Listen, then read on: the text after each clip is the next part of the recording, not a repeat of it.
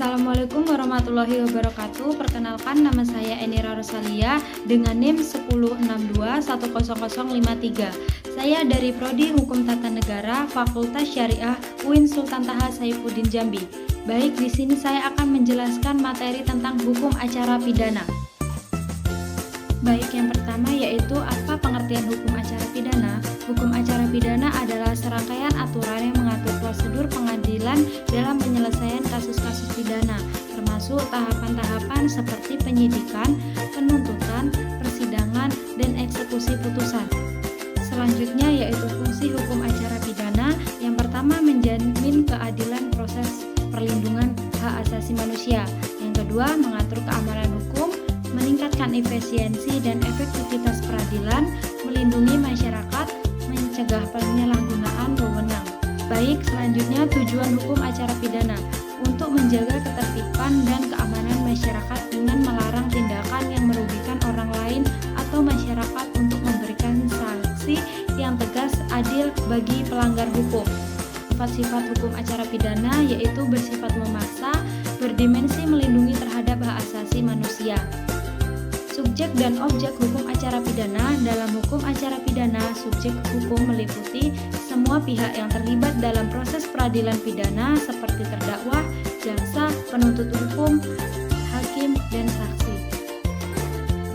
Baik, adapun sumber-sumber hukum acara pidana, yaitu hukum acara pidana dapat beragam tergantung pada sistem hukum suatu negara. Namun, secara umumnya, sumber-sumber hukum acara pidana itu mencakup ada kode acara pidana, yaitu setiap negara biasanya memiliki satu atau beberapa kode acara pidana yang mengatur prosedur peradilan pidana. Yang kedua, ada konstitusi. Konstitusi yaitu suatu negara juga dapat menjadi sumber hukum acara pidana, terutama dalam menetapkan prinsip-prinsip dasar tentang hak asasi manusia dalam proses peradilan. Selanjutnya, kita lanjut dengan asas-asas hukum acara pidana. Asas-asas hukum acara pidana adalah prinsip yang menjadi dasar dalam pelaksanaan proses hukum pidana.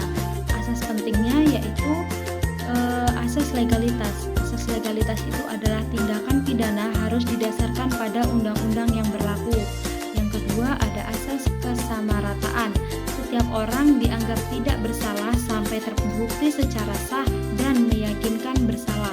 Yang ketiga, asas perlindungan hukum, yaitu setiap orang berhak atas perlindungan hukum yang adil dalam proses hukum acara pidana. Asas kepastian, yaitu hukum setiap orang memiliki hak untuk mengetahui dan dipastikan tentang hukuman yang akan diberikan atas perbuatannya. Yang kelima, ada asas kepentingan. Penegakan hukum pidana bertujuan untuk melindungi kepentingan umum dan menciptakan keadilan sosial. Yang keenam, ada asas kemajuan.